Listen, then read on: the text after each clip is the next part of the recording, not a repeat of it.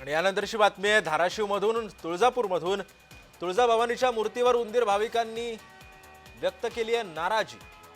देवीच्या प्राचीन अलंकारांचं नुकसान होण्याची भीती सध्या बळावतीये आणि उंदरांचा तात्काळ बंदोबस्त करण्याची मागणी यावेळी करण्यात येते। तुळजाभवानी मंदिरामध्ये उंदरांनी अक्षरशः उच्छाद मांडलाय।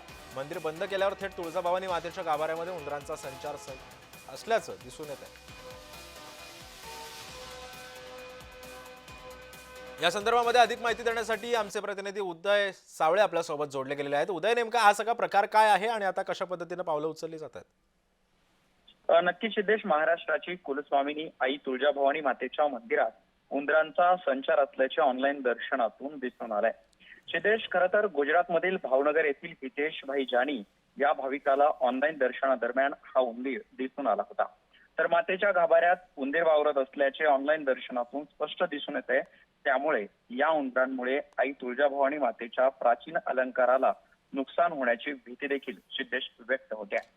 पण उदय, जर आपण या सगळ्या पार्श्वभूमीवरती जर बघितलं तर कशा पद्धतीनं हा उच्छाद मांडला गेलेला आहे, यामुळे मूर्तीला सुद्धा नुकसान पोहोचू शकतं असं सुद्धा बोललं जात आहे। या संबंधामध्ये आता सध्या मंदिर प्रशासन कशा पद्धतीची काळजी घेणार आहे? नक्की सिद्धेश, आता जर आपण बघितलं तर हा उंदीर जो आहे तो रात्रीच्या वेळी मंदिर बंद असताना दिसून आलेला आहे।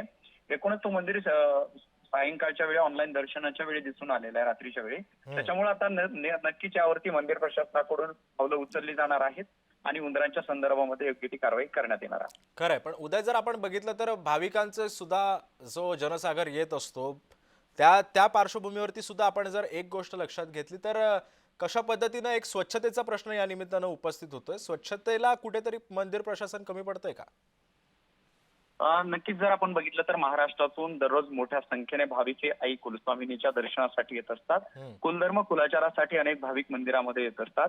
खरं तर या मंदिरामध्ये अशा प्रकारे उंदीर दिसून आल्यामुळे एकच भाविकांमध्ये नाराजी देखील आपल्याला पाहायला मिळते। खरंय, धन्यवाद उदय तुम्ही दिलेल्या अधिक माहितीबद्दल।